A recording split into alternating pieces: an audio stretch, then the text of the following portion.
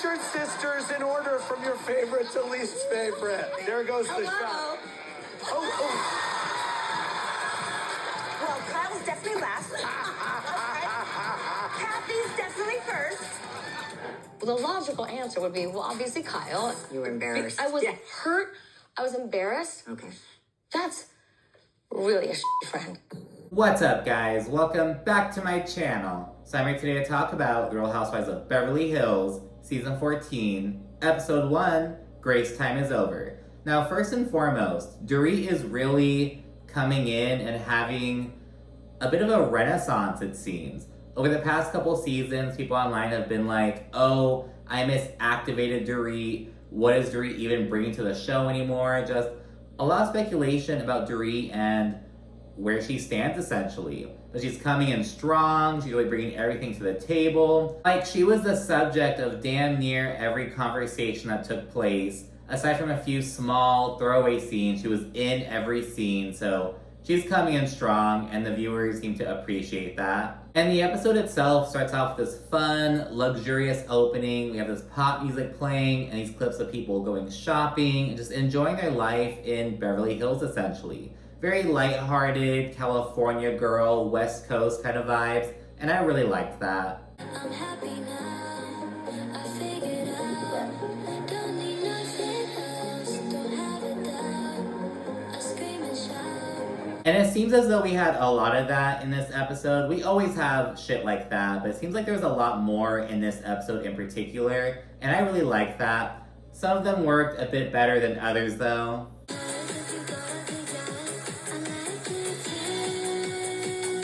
But either way, I loved it. But the first actual scene is Sutton going over to Jennifer Tilly's home. She's bringing her on as an official friend of, and I really see why they're such good friends. They're both very eccentric. Jennifer Tilly's a bit bubblier, more gregarious than Sutton is, but they have like a similar kind of vibe. I love getting to see her home, so I'm excited to see more of Jennifer Tilly on this season. And Sutton shares she's going to be having a Salvador Dali-inspired surrealism-themed party. Really excited about that. And later on, Sutton talks all this shit about Dorit and her outfit.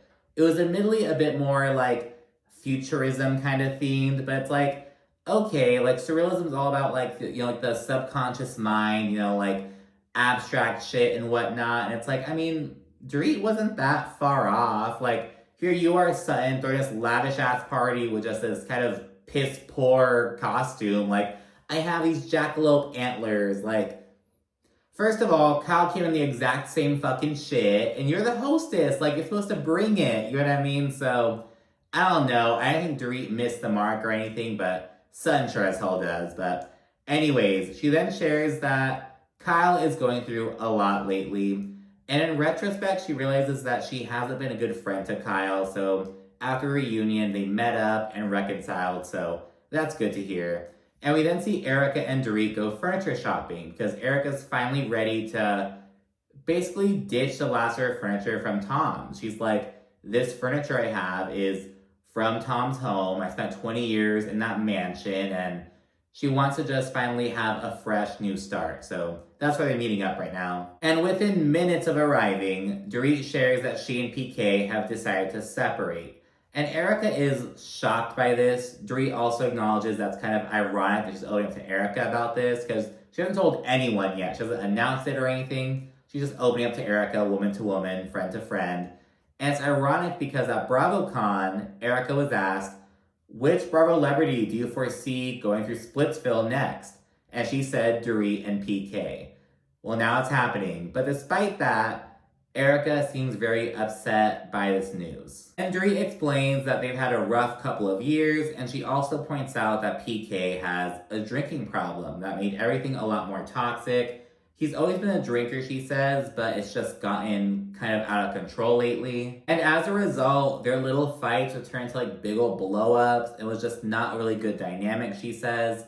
And she also notes that, Kyle is the one who knows the most about what they've been dealing with, but they're not in a good place right now, so she hasn't told her anything.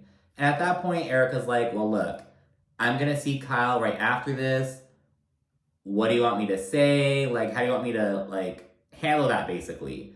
And Dorit's like, you know, I'd rather if you just didn't say anything to Kyle right now. Like, she isn't ready to basically let Kyle in like that anymore. Like, they haven't talked since the reunion.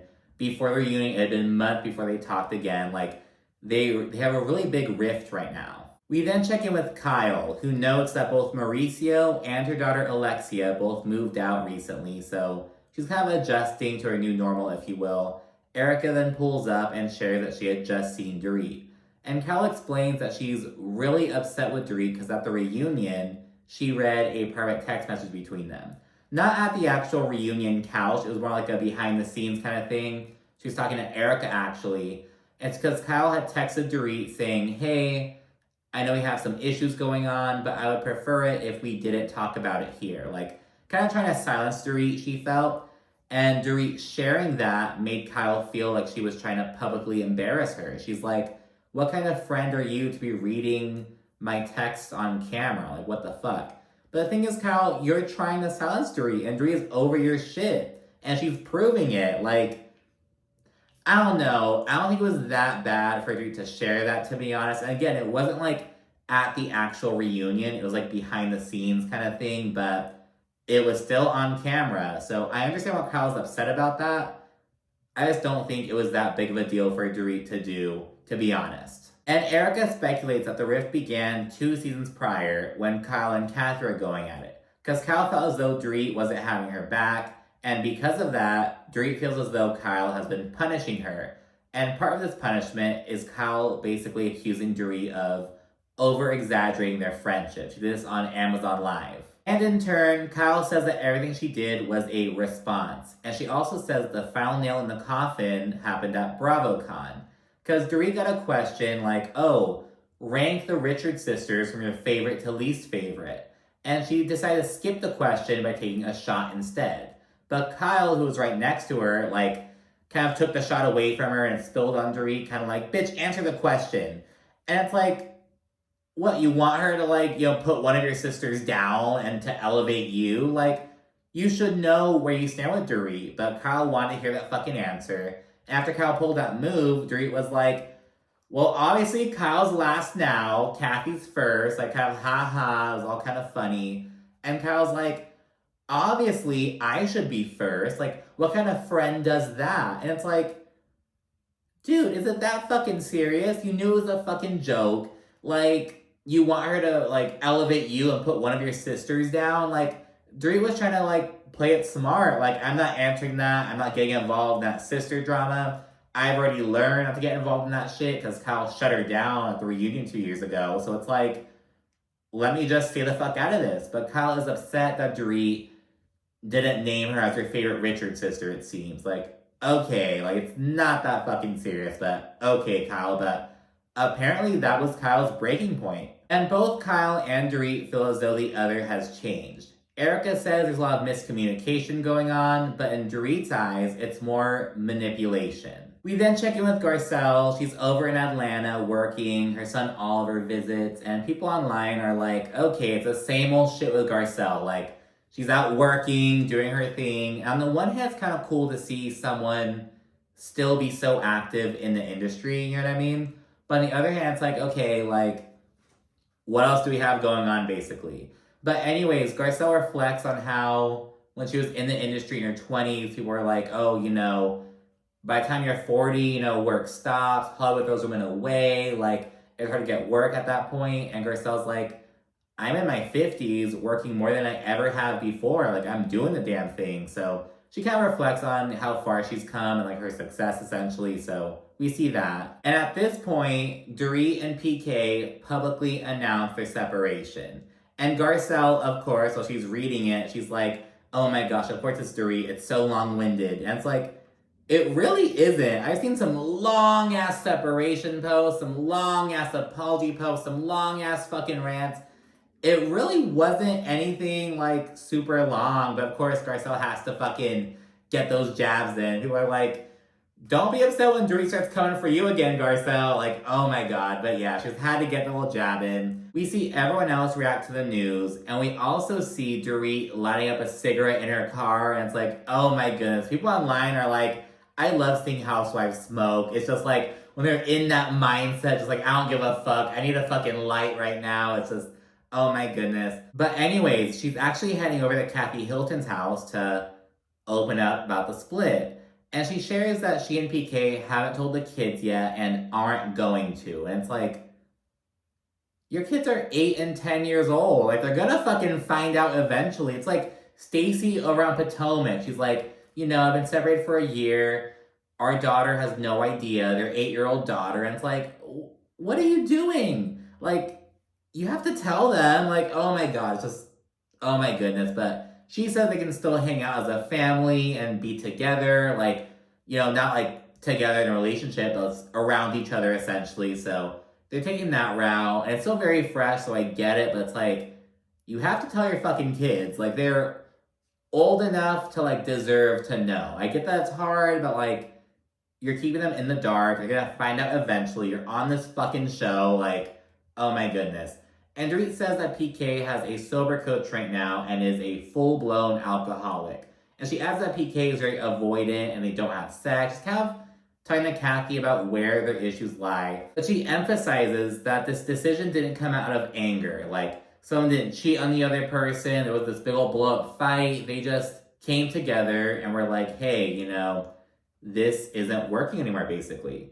But Dorit admits that she wouldn't have chosen this route, and this was PK's idea. And she's like, I have stuck by PK through so much bullshit, like bankruptcy, gambling debt, his alleged DUI, you know, speculation, like all this shit, and I always stood by his side. But as soon as the going gets rough on his end, he's ready to call it quits, she says. So she opens about that, and I think it's really significant, like, you know, Dorit isn't the one who wanted this. It was PK. And meanwhile, PK and Mauricio meet up. And Mauricio gives them some advice because, you know, he and Kyle have been separated for over a year. He recently moved out. So it's kind of sharing some of his experiences, basically. And Mauricio's very surprised that PK and Dorit aren't sharing news with their kids, who are, again, 8 and 10 years old. And it's like, yeah, you have to fucking tell them. Like, they're gonna find out eventually. You have to tell them. So I really feel Mauricio on that. Like, you aren't telling them? But PK's like, no, we know our kids best. Like, no, we're not gonna tell them yet. Like, okay, dude. And while Dorit says that PK's alcoholism and his drinking was the root of their issues, PK's like, we're separating because I got sober. And I realized that we're just fighting all the damn time. So he is admitting that alcohol is a factor in it, but it's like, I stopped drinking and realized I couldn't take it, basically. Kind of admitting that, like, he drank to, like, deal with Dorit's shit, essentially. I don't know what he's saying with that, but he says the issues stemmed from him getting sober. And he adds that he has some resentment and that Dorit isn't a good listener. Kind of similar to Dorit, just, like, airing out, you know, what's going on, essentially. And he adds that, you know, back in the day, they were partners in crime, and over the years, things just changed. As they do when you're married for a long time and have kids, but it's like, that's what happens. It's the part of growing old together, you know what I mean? But PK just doesn't like what the relationship has become, so he decided that to work on ourselves, we just have to add some space. Finally, we see all the ladies getting ready for Sutton's party. And both Dorit and Kyle don't really know how to feel about seeing each other. They're like, you know, it's been so long, there are all these underlying issues. But of course, they're both going to be there, so it's kind of like preparing for that, essentially. We're then introduced to Bose, who's coming on through Sutton, and she and Dorit immediately hit it off. Bose says that she's recently retired from, like, corporate America. She had all these, like, high-ranking jobs at various companies, so she's kind of enjoying her life right now. But yeah, she and Dorit just really have a little bit of a heart-to-heart, like, out of nowhere after just meeting, so it seems like they're gonna be friends this season. Of course, there's some awkwardness between Dorit and Garcelle, because Dorit's so upset with Garcelle over last season. She's like, she insinuated that I made up the robbery. Like, she's just not really here for Garcelle.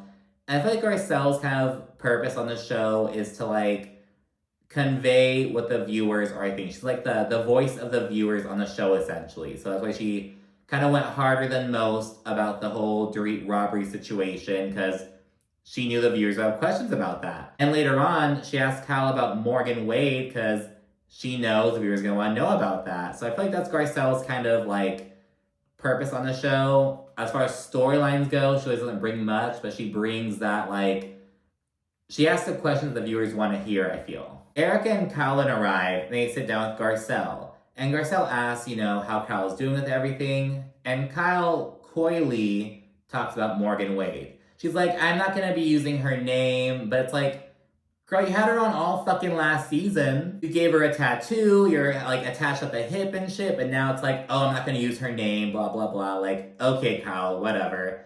And Kyle says that she's not with Morgan, and she also adds that, like, all the rumors and headlines put a lot of pressure on them. And she notes that despite her reunion commentary, because Andy asked her if she could see herself being with Morgan, and Kyle was like, I don't know, I'm growing and evolving and just in this new kind of phase of my life, so I don't know. But she didn't say no, you know what I mean? And she's like, despite that, Kyle said that she's never questioned her sexuality, but it was all the speculation that made her kind of think about it for a bit. And it's like, I feel like Kyle's almost rewriting history a little bit. It's like, okay, Kyle, like, you went through a bi-curious phase, if you will. She's like, I've never questioned my sexuality, but she also says she talked to her daughters about it, and they're really supportive, and it's like, why did you talk to your daughters about it if you didn't have it? I don't know, I don't really get it. I don't know what Kyle's trying to do. She's rewriting history, it seems, and it's like, it doesn't really matter at the end of the day, but it's not adding up, you get me? But anyways, Kyle says that she's focusing on herself and her daughters right now, yada, yada, yada. And mid-conversation, Dorit waltzes up and she's like, hello! And she joins the group, and it is very tense. You can, like, just feel the awkwardness, essentially. But anyways, Kathy then arrives. And as soon as she sits down and joins the group, she starts fucking taking her extensions out. She feels hot, and it's like, typical Kathy Hilton bullshit, just like, oh my god, just always so wacky. And Sutton then introduces a musical performer, and it's a very kind of raunchy kind of number, talking about like their pussy and all this shit. And it's like, what happened to the Sutton who was fucking crying in Las Vegas about like, oh, I'm on the chair of this ballet company, blah, blah, blah, I can't be around these male strippers. At your party, you're having it, like, I don't know, I don't really get it. Maybe Sutton's loosened up since then. I don't know, but it was just kind of like, what happened to that kind of vibe, Sutton? But anyways, after the performance, Kyle approaches Dorit and asks if they can talk. And during their one-on-one, Kyle acknowledges that they both hurt and have their very different perceptions about what went down. And Dorit says that she was over being tossed around, used, thrown away, and made to reevaluate their friendship. She just kind of laid it all out there. Like Angie Katsanevas on Salt Lake City with her fucking scroll. It felt like Dorit kind of did that with Kyle. Like, I was tired about this, that. Like, she just fucking listed all that shit. And Kyle is really taken aback by this. And she's like, why are you coming in all aggressive and not having, like, an open heart right now?